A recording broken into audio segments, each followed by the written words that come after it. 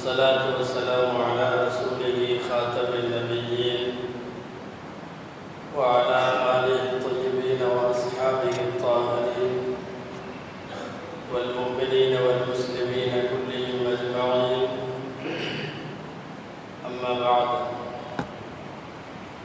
فقد قال الله سبحانه وتعالى في كلامه القديم والفرقان الحميد: أعوذ بالله من الشيطان الرجيم. بسم الله الرحمن الرحيم.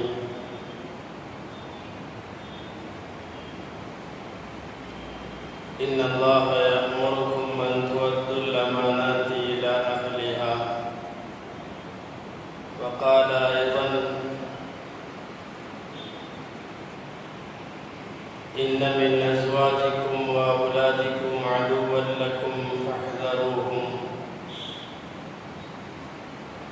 وقال رسول الله صلى الله عليه وسلم: كلكم راع وكلكم مسؤول عن رعيته. صدق رسول الله صلى الله عليه وسلم. எல்லா புகழும் அல்லாஹ் ஜல்ல ஷானஹு தஆலா ஒருவனுக்கே உரித்தாகும்.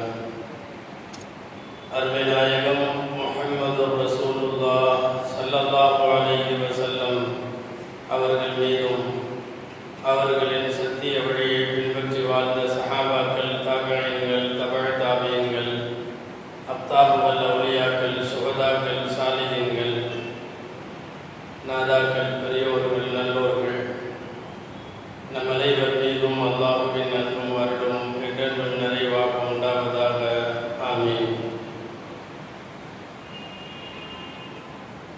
அல்லாஹ் ஜல்ல ஷானஹு தஆலா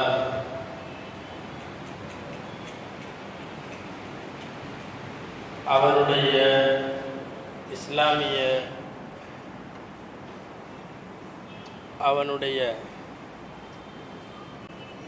இஸ்லாமிய ஷரீஅத்தை பின்பற்றி வாழக்கூடிய எல்லா முஸ்லிம்களும் பல்வேறு பொறுப்புகளுக்கு கீழே அவர்கள் விசாரிக்கப்படுவார்கள் என்பதை அல்லாஹ் தன்னுடைய தீனுல் இஸ்லாமின் வழியாக எடுத்துச் சொல்லியிருக்கிறார்.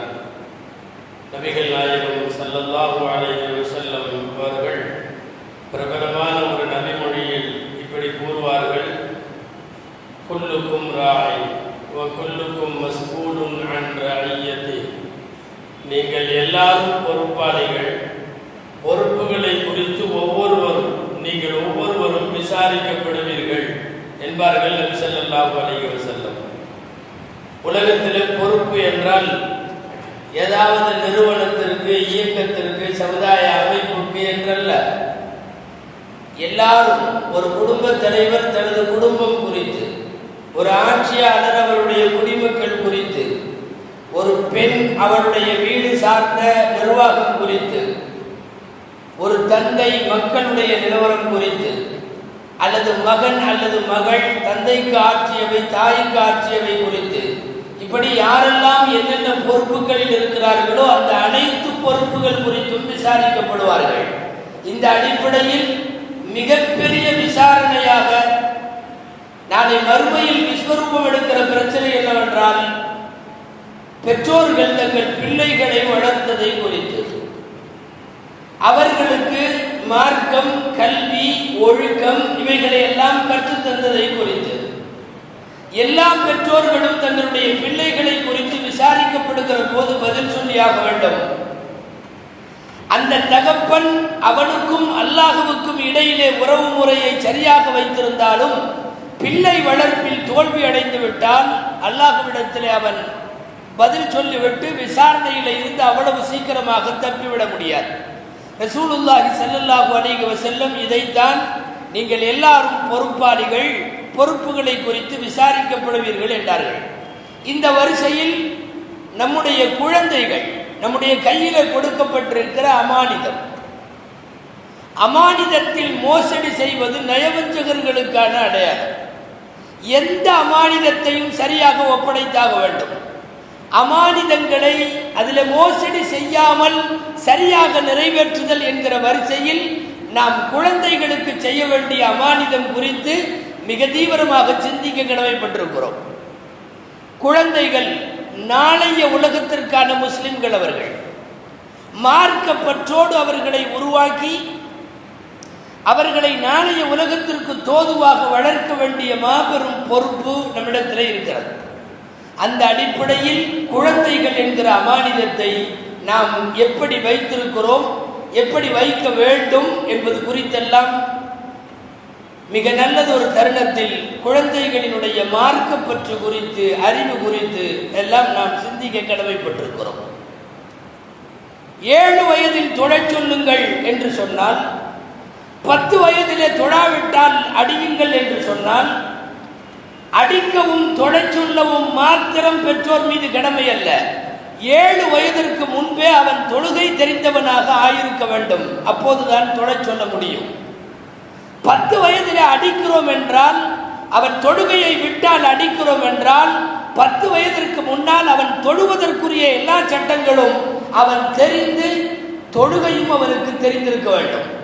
அந்த அடிப்படையில் தான் 7 வயதில் தொழச் சொல்லுங்கள் என்பதை, 10 வயதில் அடியுங்கள் என்பதை வெறுமனே உத்தரவு போடுகிற இடத்தில் மாத்திரம் பெற்றோர் இல்லை, இந்த வயதிற்கு முன்னாலேயே அந்த குழந்தைகளுக்கு தர வேண்டிய கல்வியை, மார்க்க ஒழுக்கத்தை, என்னென்னவெல்லாம் கற்றுத்தரப்பட வேண்டுமோ அவைகளை எல்லாம் கற்றுத்தர வேண்டும் என்பது அதற்கு பொருளாகும்.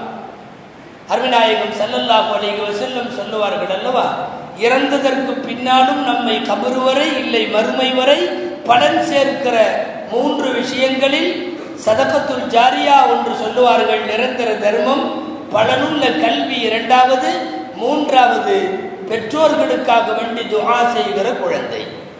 பெற்றோர்களுக்கு துஆ செய்கிற குழந்தை உருவாக வேண்டும் என்றால் அந்த குழந்தைக்கு மார்க்கமும் தீனும் ஒழுக்கமும் நன்னெறிகளும் இவைகளெல்லாம் முறையாக பெற்றோரிடமிருந்து தரப்பட்டிருந்தால்தான் அந்த குழந்தை நமக்கு துஆ செய்கிற குழந்தையாக உருவாகும்.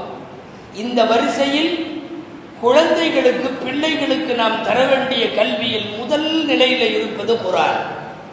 குர்ஆனுடைய கல்வி. ஓதத் தெரிந்தவனாக தன் பிள்ளையை உருவாக்காதவர்கள் பிள்ளை வளர்ப்பிலே தோற்றுவிட்டார்கள். இது 100% இது தோல்வி. நீங்கள் அவரை உலகத்தில் அவரின் வயிற்று பிழைப்புக்கு ஏதாவது ஒரு பட்டதாரி ஆக்கி இருக்கலாம், ஏதாவது அவருடைய சொத்து பத்து சுகங்களுக்காக வேண்டி நீங்கள் வீடு வாசல் கூட எழுதி வைத்திருக்கலாம். குர்ஆன் ஓத தெரியாமல் உங்கள் பிள்ளையின் வளர்ப்பு முடிந்து விட்டது என்றால் குழந்தை வளர்ப்பு என்பதிலே முழுமையாக தோற்று போயிருக்கிறீர்கள் என்பது அர்த்தமாகிவிடும். குர்ஆனுக்கான பொருளே, குர்ஆனுக்கு குர்ஆன் என்ற பெயர் வந்ததற்கான காரணமே என்னவென்றால் அது ஓதப்பட்டு கொண்டே இருக்க வேண்டும், தலைமுறை தலைமுறையாய். 1400 வருஷம் எல்லா இஸ்லாமிய வீடுகளிலும் ஒலித்துக் கொண்டிருந்த ஒரு சங்கநாதம் திருக்குர்ஆன். முதலில் அல்லாஹ் ஓதி, அதை கொண்டு வந்து ஜிப்ரீல் ஓதி, அதை பெருமானார் ஸல்லல்லாஹு அலைஹி வஸல்லம் சஹாபாக்களுக்கு ஓதி, சஹாபாக்கள் அடுத்தடுத்த தலைமுறைகளுக்கு ஓதி, இன்றளவும் இஸ்லாமியர்களின் எல்லா மஹல்லாக்களும் இந்த சத்தத்தால் நிரம்பி வழிகிறது என்றால் குர்ஆன் என்கிற வார்த்தைக்கு பொருள் ஓதுதல், ஓதி கேட்குதல், ஓதப்படுதல். எனவே ஓதப்படாமல் ஒரு குழந்தையை, குர்ஆன் ஓத தெரியாமல் ஒருவர் ஒரு குழந்தையை வளர்த்து முடிக்கிறார் என்றால் பிள்ளை வளர்ப்பில் அவர் தோத்து போய்விட்டார் என்று பொருள். நீங்கள் கோடிகள் அவருக்கு வைத்திருந்தாலும், மாடிகள் வைத்திருந்தாலும் பிள்ளை வளர்ப்பிலே 100% தோற்றுவிட்டீர்கள் என்று அர்த்தம். ஓதப்பட்டு கொண்டே இருக்கிற அந்த வம்ச வரிசையின் மூலம்தான் குர்ஆன் இதுவரை பாதுகாக்கப்பட்டிருக்கிறது. அது நம்முடைய சந்ததி வழியாக பாதுகாப்பு பெற வேண்டும். குர்ஆன் நமக்கு தந்த குர்ஆனை அடுத்த தலைமுறைக்கு தர வேண்டும் என்பது ஓதல் வழியாக தரப்பட வேண்டும். என் தந்தை ஓதுவார், நானும் ஓதுவேன், என் தாய் ஓதுவாள், நானும் ஓதுவேன் என்று ஓதும் தலைமுறை ஒன்று குர்ஆனோடு பயணப்பட்டு வந்திருக்கிறது. அந்த பயணம் நீண்ட நெடிய காலங்களை கடந்து 1400 வருஷமாக இருக்கிறது. இதில் ஏராளமான பேர் வெற்றிகரமானவர்கள் குர்ஆனை தங்கள் பிள்ளைகளை மனனம் செய்ய வைத்தவர்கள். உலகத்திலே அட்டை டு அட்டை மனனம் செய்விக்கப்பட்டது ஒரே ஒரு வேதம் குர்ஆன் மட்டும். முழுவதுமாக உலகத்தில் தௌராத்தை முழுசா மனப்பாடம் பண்ணது 4 பேர் தான். தௌராத்துக்கோ இஞ்சிலுக்கோ முழுமையாக மனனம் செய்த ஹாஃபிதுகள் கிடையாது. 4 பேருக்குத்தான் தௌராத்து மனப்பாடம் இருந்தது. சுமார் 10,000 வருஷங்களாக அது இறக்கி வைக்கப்பட்ட நேரத்தில் நபிமார்களாக இருந்த மூசா அலைஹிஸ்ஸலாம், ஹாரூன் அலைஹிஸ்ஸலாம், பின்னாட்களில் தூதராக அனுப்பப்பட்ட யூசு அலைஹிஸ்ஸலாம், அதற்கு பின்னாலே அனுப்பப்பட்ட உசைர் அலைஹிஸ்ஸலாம், 4 பேரை தவிர தௌராத்து மனனமிட்டவர்கள் உலகத்தில் யாரும் இல்லை. இஞ்சில் மனப்பாடங்களுக்கெல்லாம் அப்பாற்பட்டு விட்ட மாற்றப்பட்ட வேதமாய் போய்விட்டது. உலகத்தில் ஓதுவதற்கும் மனப்பாடம் செய்வதற்கும் அல்லாஹ்விடம் இருந்து ஜிப்ரீலிடம் இருந்து வருகை தந்தது போல் இன்று வரை இருப்பது திருக்குர்ஆன் மட்டும். அது நம்முடைய பிள்ளைகள் வழியாக பயணப்பட வேண்டும். அதுதான் நாம் பிள்ளைகளுக்கு தரக்கூடிய ஒழுக்கங்களில் முதல் ஒழுக்கம். அல்லாஹ்வால் வானத்தில இருந்து பூமிக்கு போடப்பட்ட ஒரு கயிறு, அது கயிறை நம்முடைய குழந்தைகள் போய் பிடிக்க வேண்டும். அந்த கயிறுக்கு குர்ஆன் என்று பெயர். பூமியில் எங்கேயும் அது எழுதப்படவில்லை, பூமியில் எங்கேயும் வாசிக்கப்படவில்லை, மேலிருந்து வாசிக்கப்பட்டு அப்படியே கொடுக்கப்பட்டது. அதனால் தான் நபிகள் ஸல்லல்லாஹு அலைஹி வஸல்லம் தனிப்பட்ட முறையில் மதரசாக்கள் இயங்கினால் காலப்போக்கில் வீணாகி போய்விடும் என்பதால் குழந்தைகளுக்கு கூட உள்ள குர்ஆன் மதரசாவை பள்ளிவாசலோடு சேர்த்தார்கள். பெருமானார் ஸல்லல்லாஹு அலைஹி வஸல்லம் பள்ளிவாசலோடு இணைத்தார்கள். விளைவு என்ன தெரியுமா? கியாமத்து நாள் வரை குழந்தைகளுக்கான குர்ஆன் மதரசா இருக்கும். ஏன்? கியாமத்து வரை பள்ளிவாசல் இருக்கும். பள்ளிவாசல் இருக்கிற காலமெல்லாம் மதரசா இருக்கும். ஸல்லல்லாஹு அலைஹி வஸல்லம் மஸ்ஜிதுன் நபவியை துவங்கி அங்கே ஒரு திண்ணை மதரசாவை உருவாக்குகிறார்கள். ஆரம்பமானவருக்கு வயது 12. அதில் இருந்த திண்ணை மதரசாவில ஓதிய மாணவர்களில் ரொம்ப சின்ன பையனா இருந்த சஹாபியின் வயசு 12, அதிகபட்ச வயசு 80. 12 வயதுக்காரர்கள் தொடங்கி 80 வயதுக்காரர்கள் வரை ஏக காலத்தில் 400 பேர் ஓதி இருக்கிறார்கள். அது திண்ணை மதரசா. எம்பெருமானார் ஸல்லல்லாஹு அலைஹி வஸல்லம் அவர்கள் பள்ளிவாசலோடு மதரசாவை சேர்த்தினார்கள். மஸ்ஜிதுன் நபவியை தனியாக வைத்து மதரசாவை இன்னொரு இடத்தில் தனியாக வைத்து இல்லை, காலப்போக்கில் பாதுகாப்பு இல்லாமல் போய்விடும், இல்லாவிட்டால் நின்று போய்விடும். எல்லா பள்ளிவாசலோடும் உங்களுடைய பெட்ரூம்களில், உங்களுடைய முக்கியமான வீட்டு அறைகளில் அட்டாச்சு பாத்ரூம்கள் போல, எல்லா இடத்திலையும் பிரிக்க முடியாத பல்வேறு விஷயங்கள் போல அல்லாஹ் பள்ளிவாசலோடு சேர்த்து அப்படியே குர்ஆன் ஓதக்கூடிய மதரசாவை வைத்து விட்டான். அதன் விளைவு உலகத்தில் எங்கெல்லாம் பள்ளி இருக்கிறதோ அங்கெல்லாம் மதரசா இருக்கிறது. எனவே இந்த குர்ஆன் மதரசாக்களுக்கு அழிவு கிடையாது. கியாமத்து வரை பள்ளிவாசல்கள் இருக்கும் என்ற காரணத்தால் குர்ஆனை ஓதி கொடுக்கிற விஷயத்தில் எந்த பெற்றோரும் தோத்து போய்விடக்கூடாது. காரணம், அது இம்மைக்கான தோல்வி மட்டுமல்ல, உங்கள் பிள்ளை வளர்க்கிற விஷயத்தில் மறுமையின் தோல்வியாக போய் முடிந்துவிடும். இபாதத்துகள் செய்வது சிறந்ததா அல்லது மார்க்கத்தினுடைய கல்வி கற்பது சிறந்ததா என்கிற விவாதத்தை கிளப்பி அனல் பறக்க விவாதம் செய்யும் எல்லா மார்க்க அறிஞர்களும் ஒத்துக்கொண்டு எழுதுவார்கள், நபிலான எல்லா வணக்கங்களையும் விட மார்க்க கல்வியை கற்பதுதான் சிறந்தது. ஸல்லல்லாஹு அலைஹி வஸல்லம் இப்படியே சொல்லுவார்கள், லஅன் யதஅல்லம அஹதுக்கும் பாபம் மினல் இல்மி அவ் யுஅல்லிமு கைரும் மின் ஸலாத்தி அல்ஃபி ரக்அத்தின். உங்களில் யாராவது ஒருவர் மார்க்க கல்வி சார்ந்த ஏதேனும் ஒரு மஸ்அலாவை, ஒரு பாடத்தை படிக்கிறார் அல்லது படித்து கொடுக்கிறார். எவ்வளவு தெரியுமா? நிறைய அல்ல, ஒரே ஒரு மஸ்அலா, ஒரே ஒரு மார்க்க சட்டம். அந்த மார்க்க சட்டத்தை படிக்கிறார் அல்லது படித்து கொடுக்கிறார். 1000 ரக்அத்துகள் தொழுவதை விட இது சிறந்தது. பல பேர் இபாதத்து என்ற பெயரில் நிறைய ஈடுபடுகிறார்கள். நாங்கள் 1000 நோன்பு வைக்கிறோம், 1000 இபாதத்து செய்கிறோம். 5 நிமிஷம் நீங்கள் அமர்ந்து மார்க்க கல்வியை, குர்ஆனுடைய இல்மை படிப்பதற்கு அந்த 1000 ரக்அத்து சமமாகாது. இன்னமும் தெளிவாக சொல்லலாம், நீங்கள் மிகைப்படுத்துவதாக நினைக்க வேண்டாம். குர்ஆன் ஓத தெரியாதவன் அரை முஸ்லிம் தான் அல்லது முக்கால் முஸ்லிம் தான், அவன் முழு முஸ்லிம் அல்ல.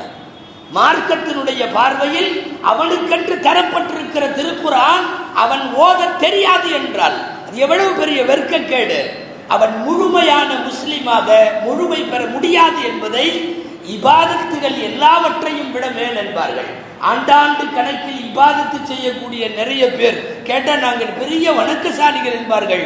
ஆனால் குர்ஆனை கையில கொடுத்தால் பார்த்து ஓத தெரியாது. இது எவ்வளவு பெரிய பரிதாபமும் பேர் அவ்வளவும் தெரியுமா? இபாதத்துகளை எல்லாம் விட ஒரு மார்க்கத்தின் சார்ந்த கல்வியை, குர்ஆனுடைய இல்மை, ஹதீசுகளின் சில வரிகளை அல்லது ஃபிக்ஹ் என்கிற மார்க்க சட்டங்களின் ஒரு பிரிவை இவைகளை படிப்பது அவ்வளவு பெரிய புனிதம். அதனால்தான் நபியாக பட்டம் கொடுக்கப்பட்ட மூசா அலைஹிஸ்ஸலாம், இது குர்ஆனுடைய வரலாறு, ஒரு உஸ்தாதிடம் ஹித்ர் அலைஹிஸ்ஸலாமிடம் அனுப்பி பாடம் படிப்பதற்கு, கல்வி கற்பதற்கு பயணம் போக சொல்லுகிறார். மூசா அலைஹிஸ்ஸலாம் நீண்ட தூரம் பயணப்பட்டு கடல்கள் சங்கமிக்கும் இடத்திலே போய் அந்த பெரியவரை பார்த்து கல்வி பயணம் போய் கல்வி கற்ற வரலாறு திருக்குர்ஆனிலே இருக்கிறது. இந்த திருக்குர்ஆனிலே இருக்கிற மூசா அலைஹிஸ்ஸலாமின் கல்வி பயணம் வெறுமனே நுபுவத்து சம்பந்தப்பட்ட செய்தி அல்ல.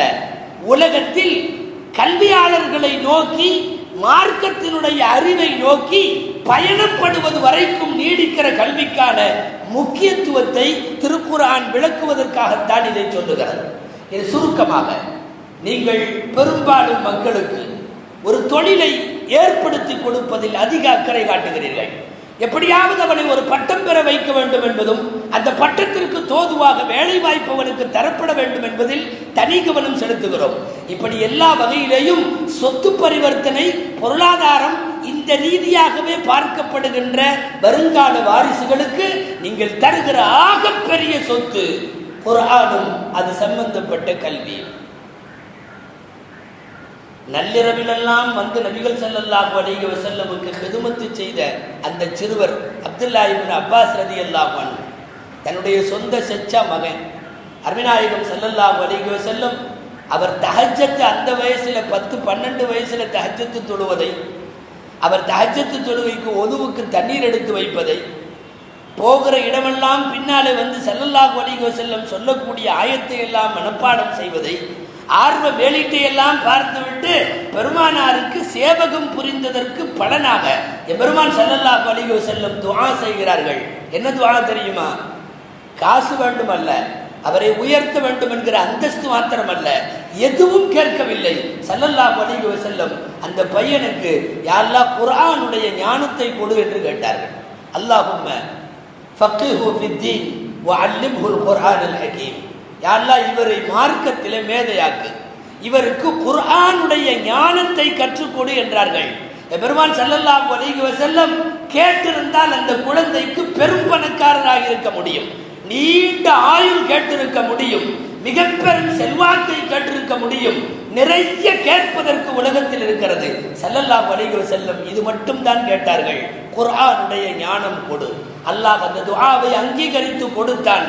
விளைவு என்னவென்றால், அவருக்கு 18 வயதாக இருக்கிற போது அந்த சிறுவனுக்கு 50 வயதை தாண்டி இருக்கிற கலீஃபா உமர் ரலியல்லாஹு அன்ஹு வந்து இதா ஜாஅ நஸ்ருல்லாஹி சூராவிற்கு விளக்கத்தை இவரிடத்தில் கேட்டதாக நாம் அறிகிறோம். ஒரு மார்க்கத்தின் முக்கியமான சில முடிவுகள் எடுக்கிற இடத்தில் குர்ஆனுடைய ஞானம் இந்த சிறுவனுக்கு அவ்வளவு ஞானம் வந்தது.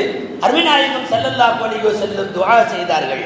அதன் விளைவு பின்னாட்களில், ஏன் இன்றைக்கு வரையும் திருக்குர்ஆன் விரிவுரையாளர்களுக்கு தலைவர் என்கிற அடைமொழி, ரயீசுல் முஃபஸ்ஸிரீன் என்கிற அடைமொழி அவருக்கு மாத்திரம் சொந்தம். சொல்ல வந்த செய்தி என்னவென்றால், யாராவது ஒரு குழந்தை தனக்கு பணிவிடை செய்த குழந்தைக்கு பெருமானார் கேட்க உலகத்தில் என்னென்னவோ இருக்கிறது, ஆனால் என்ன கேட்கிறார்கள்? குர்ஆனுடைய ஞானம் கொடு.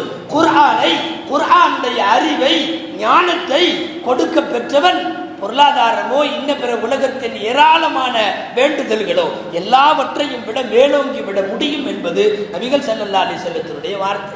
அன்றைக்கெல்லாம் 10 வயசு 12 வயசுல கூட சஹாபாக்கள் தங்கள் குழந்தைகளுக்கு எவ்வளவு மார்க் அறிவு கொடுத்திருந்தார்கள் தெரியுமா?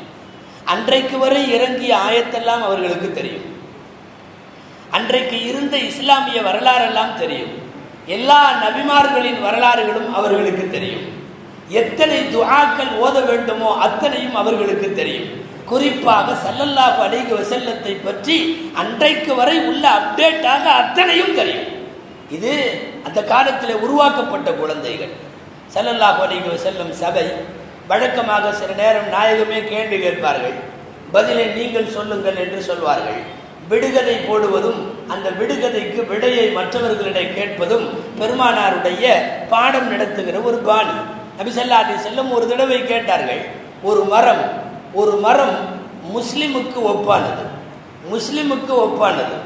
அதாவது அந்த மரம் அதன் எந்த பகுதியும் வீணாகாது, எந்த காலத்திலும் வீணாகாது, எல்லா நேரத்திலும் பலன் தரும் ஒரு மரம். அது என்ன மரம் என்று கேட்டார்கள். பலத்த மௌனம், யாரும் பதில் சொல்லவில்லை. கடைசியில் ஸல்லல்லாஹு அலைஹி வஸல்லம் விளக்கமும் சொல்லுவார்கள். அது பேரித்தம்பழ மரம்னு சொல்லிட்டு, பேரித்த மரம் போலவே ஒரு முஃமின் யாருக்கும் பலன் தருவான், எப்போதும் பலன் தருவான், யாருக்கும் தொந்தரவாக இருக்க மாட்டான் என்றெல்லாம் முஸ்லிமையும் மரத்தை ஒப்பிட்டு பேசிவிட்டு சபை முடிந்து திரும்பி போகிற போது உமர் ரலியல்லாஹு அன்ஹுவுடைய கை விரல் பிடித்து நடக்கும் அவர்களுடைய பையன் இப்னு உமர் ரலியல்லாஹு அன்ஹு அவர்கள், மிகச் சிறிய வயது அவர்களுடைய மகன். சில பேர் அந்த மகனுடைய பெயர்களில் கருத்து வேறுபாடு கொண்டுள்ளார்கள். அந்த பையன் கையை பிடித்து கொண்டு போகிற போது தந்தை இடத்தில் சொல்லுகிறார், மிஞ்சி போனால் ஒரு 12 வயசு, எனக்கு பதில் தெரியும். பெருமானார் விடுகதை கேட்ட போதே எனக்கு பதில் தெரியும். ஆனால் சபையிலே பெரிய பெரிய சஹாபிகள் எல்லாம் இருந்து விட்ட காரணத்தால், எல்லா பெரிய ஆட்களுமே அமைதியாக இருக்கிற போது நாம் மட்டும் முந்திக் கொண்டு ஏதாவது சொன்னால் தங்களுக்கு கெட்ட பெயர் வந்துவிடுமோ என்று தெரிந்து நான் அமைதியாக இருந்து விட்டேன் என்பார். உமர் ரலியல்லாஹு அன்ஹு சொன்னார்கள், இன் குல்தஹா, நீ மட்டும் அந்த பதில அப்பவே சொல்லி இருந்தா எனக்கு அரபகத்தின் மிகப்பெரிய சொத்தாக இருக்கிற சிவப்பான கொழுத்த ஒட்டகைகள் எனக்கு சொந்தமாக கிடைப்பதை விட எனக்கு அந்த வார்த்தை பெருமையாக இருந்திருக்கும். ஒரு சின்ன பையனான நீ அந்த சபையிலே பதில் சொல்லி இருக்கலாம் என்று சொல்லி வருத்தத்தோடு சொல்லுவார்கள். 12 வயது குழந்தைகள் கூட அன்றைக்கு பெரியவர்களை விஞ்சுகிற அளவுக்கு எல்லா விஷயத்திலேயும் ஆற்றல் மிக்கவர்களாக உருவாக்கப்பட்டார்கள். மிக அதிகபட்சம் மார்க்கம் சார்ந்த எந்த அறிவிலும் அந்த சமுதாயம் தோற்று போகவில்லை. எனவே அன்றைய காலங்களும் வீண் போகவில்லை. இன்றைக்கு குர்ஆன் ஓத தெரியாத தலைமுறையை பார்க்கிற துரதிர்ஷ்டம் நமக்கு ஏற்பட்டிருக்கிறது. குர்ஆனை ஓத தெரியாது என்கிற இளைஞர்கள் அல்லாஹ் பாதுகாக்க வேண்டும். முழு முஸ்லிம்களாக ஒருபோதும் குர்ஆன் ஓதாமல் இருக்க முடியாது. ஒரு முஸ்லிம் முழுமை பெற வேண்டுமானால் அவனுக்கு குர்ஆன் ஓத தெரிய வேண்டும். அவன் 1000 ஆண்டு இபாதத் செய்யட்டும், 1000 ரக்காத்துகள் தொழுகட்டும், 1000 நோன்பு வைக்கட்டும், அவன் குர்ஆன் ஓத தெரியவில்லை என்றால் அவனுடைய இஸ்லாம் முழுமை பெறவில்லை. தர வேண்டிய மார்க்க அறிவை முதலில் குர்ஆனில் இருந்து தொடங்குங்கள். எல்லா மார்க்க அறிவும் தர வேண்டும். கலீஃபா உமர் இப்னு அப்துல் அசீஸ் அவர்களுக்கு 11 பிள்ளைகள். எல்லாத்துக்கும் கல்வி, ஒழுக்கம், இஸ்லாமிய பண்பாடு எல்லாம் கற்றுக் கொடுத்துட்டாங்க.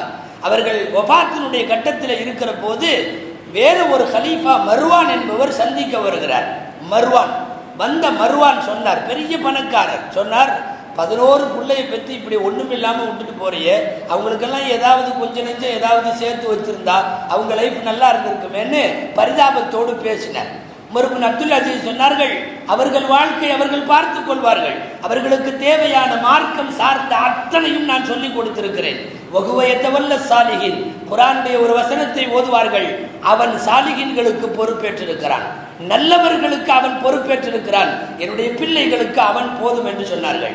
இந்த நிகழ்ச்சியை விவரித்து ஒரு இடத்தில் எழுதும் இமாம் ஷாஃபி ரஹ்மத்துல்லாஹி அலைஹி என்ன எழுதுகிறார்கள் தெரியுமா? கையிலே காசு இல்லாமல் தந்தை வஃபாத்தின் போது நின்றிருந்த அந்த 11 பிள்ளைகளும் பின்னாலே உலகத்தின் பல்வேறு பகுதிகளில் கலீஃபாக்களாக நியமனமானார்கள். விசாரிக்க வந்த போது காசு எதுவும் விட்டு வைக்கவில்லையா என்று கேட்டார் அல்லவா மர்வான். அந்த மர்வானுடைய பெரும் பணக்காரர் ஆட்சியாளர், அவருடைய பிள்ளைகள் ஈராக்கின் பள்ளிவாசல்களுக்கு வெளியே பிச்சை எடுப்பதை நாங்கள் கண்களால் பார்த்தோம் என்று எழுதுகிறார்கள் இமாம் ஷாஃபி ரஹ்மத்துல்லாஹி அலைஹி. பெரும் சொத்து நீங்கள் வைத்துவிட்டு போகலாம், மார்க்க அறிவுகளும் ஒழுக்கங்களும் தரவில்லை என்றால் அந்த சொத்தை அழிக்க குறுகிய காலம் போதும். ஆனால் எந்த காசும் கூட விட்டு வைக்கவில்லை என்றாலும் நீங்கள் தந்திருப்பது இஸ்லாமிய அறிவும் மார்க்க அறிவும் தந்திருந்தால் நிச்சயமாக அவர்களை உருவாக்க முடியும். எவ்வளவு செலவழித்தானாலும் நீங்கள் மார்க்க அறிவை, குர்ஆனுடைய ஞானத்தை, ஹதீஸை பற்றிய வரிகளை பிள்ளைகளுக்கு கொடுத்தாக வேண்டும். அற்பமாக இன்றைக்கு செலவு செய்யப்படுகிற பல லட்சங்கள் ஒரு ஹத்னாவிற்கு சீர் என்ற பெயராலே லட்சக்கணக்கில் செலவு செய்கிற சமுதாயம், ஒரு பர்த்டே செலிப்ரேஷன் என்று சொல்லி ஆயிரக்கணக்கில் செலவு செய்யும் சமுதாயம், மார்க்கத்தில் இல்லாததற்கெல்லாம் செலவு செய்கின்ற இவர்கள் குர்ஆனை ஓதுவதற்காக எத்தனை லட்சமும் செலவழிக்கலாம். ஒருவேளை அப்படி செலவழிக்காமல் குர்ஆன் ஓத தெரியாமல் ஒரு குடும்பம் இருக்குமானால் அந்த தந்தையிடம் இருக்கிற காசெல்லாம் மண்ணுக்கு போவது நல்லது. அந்த குழந்தைக்கு கல்வியை தருவதை விட ஒரு சொத்து வைத்திருப்பதில் அர்த்தமில்லை அல்லவா? எனவே தர வேண்டிய குர்ஆனுடைய ஞானத்தை மிகச்சரியாக தர வேண்டும். முதலில் பேராசை பெற்றோருக்கு வர வேண்டும். என் புள்ள வாயில இருந்து குர்ஆனுடைய வார்த்தையை நான் கேட்கணும் என்கிற ஆசை வேண்டும்.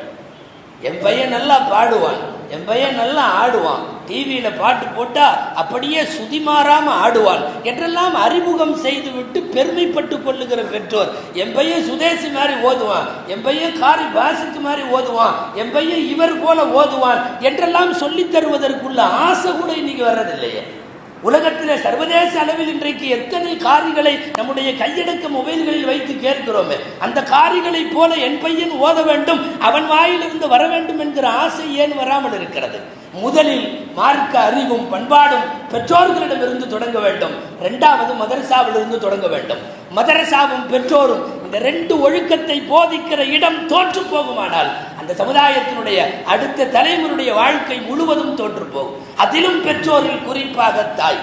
நமக்கு தெரியும் அல்லவா, ஒரு தாய் தான் சொல்ல போனால் குழந்தைக்கு அல்லாஹ்வை அறிமுகப்படுத்துகிறார். அல்லாஹ்வை யார் சொல்லி கொடுத்தா? குழந்தைக்கு. ஏதாவது செய்கிற போது இப்படி செய்யாத, அல்லாஹ் நரகத்தில் போடுவான். முதல்ல யார் சொல்லியிருப்பா? யோசிச்சு பாருங்க. நிச்சயமாக தாய் தான். ஒரு குழந்தைக்கு அல்லாஹுவை சொல்லிக் கொடுப்பது தாய். இப்படி செஞ்சா அல்லாஹ் நரகத்தில் போடுவான், இதை செய்ய அல்லாஹ் சந்தோஷப்படுவான். யார் சொல்லி கொடுத்திருப்பா? அல்லாஹ் என்ற வார்த்தையை, அல்லாஹ் என்று ஒருவன் இருப்பதை, நல்லது செய்தால் அவன் சந்தோஷப்படுவான் என்பதை, இப்படி பண்ணா நரகத்தில் போடுவான் என்பதை, சொர்க்க நரகத்தை எல்லாம் அறிமுகம் செய்தது யார் தெரியுமா? தாய். அதனால் தான் ஸல்லல்லாஹு அலைஹி வஸல்லம் தாயை முதல் மதரசா என்றார்கள். தாய் முதல் மதரசா. அங்கே ஞானம் பெற வேண்டும், அதை அடுத்து மதரசாக்களில் கல்வி ஞானம் பெற வேண்டும். இந்த ரெண்டு இடத்திலேயும் மார்க்கம் சார்ந்த ஒழுங்குகள், குறிப்பாக குர்ஆன் ஓதுதல் போன்றவை இல்லை என்றால் இன்னைக்கு பள்ளிகள் தோறும் மதரசாக்கள், வாசுப்படி மதரசாக்கள், ஆனால் ஓத தெரியாதவங்க நம்மள இருக்கிறோம். இதை கவனிக்கும் போது சில வெளிநாடுகள் பரவாயில்ல, வெளிநாட்டில் பக்கத்தில் மதரசா இல்லை, 40 கிலோமீட்டர் தாண்டி கொண்டு போய் காரில் விட்டு 1 மணி நேரம் ஓத வைத்து விட்டு திரும்ப காரில் கூட்டி வருகிற பெற்றோர்கள் வெளிநாடுகளில் இருக்கிறார்கள். சொல்ல போனா அவ்வளவு சிரமத்தோடு அவர்கள் ஓதிவிட்டு வருகிற அவர்களின் ஓதுதல் கூட பள்ளிக்கு பக்கத்து வாசற்படியில் இருப்பவனுக்கு இல்லை என்பதை நாம் இங்கே பார்க்கிறோம். தெருக்கள் தோறும் மதரசாக்கள் இருந்தாலும் இன்னும் ஓத தெரிவதில்லை என்கிற இதை எட்டி இருக்கிறோமே இல்லையா? ஒவ்வொரு ஜூன் மாசத்திலையும் கல்லூரியும் பள்ளிக்கூடங்களும் திறக்கப்படுகிற நேரத்தில் எந்த கோர்ஸ், என்ன ஸ்டடீஸ், என்ன காலேஜ் என்ற எந்த டியூஷன் என்றெல்லாம் மெனக்கெடுகின்ற இன்றைக்கு பெற்றோர் சமூகம். இதுல எத்தனை சதவீதம் மதரசா விஷயத்தில் மெனக்கெடுகிறது?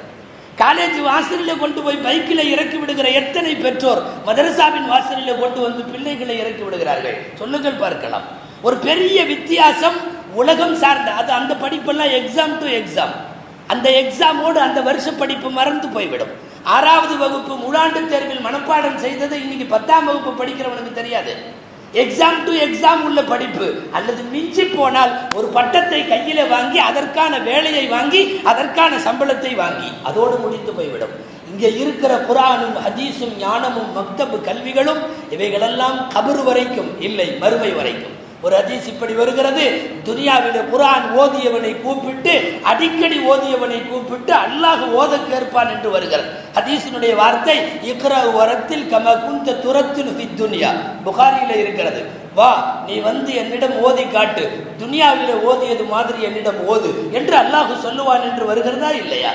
அப்படி ஓதுவதற்கு இந்த மதரசாக்கள் திறக்கப்படுகிற நேரத்தில் ஆர்வம் காட்டுவது எத்தனை பேர்? கடைசியில் ஒன்றுமே ஓத தெரியாமல் சமயத்தில் நிக்காவுடைய மஜ்லிஸ்ல கொண்டு வந்து உட்கார வச்சு மாப்பிள்ளையாகி களிமா சொல்லி கொடுத்தா தப்பா சொல்றான்.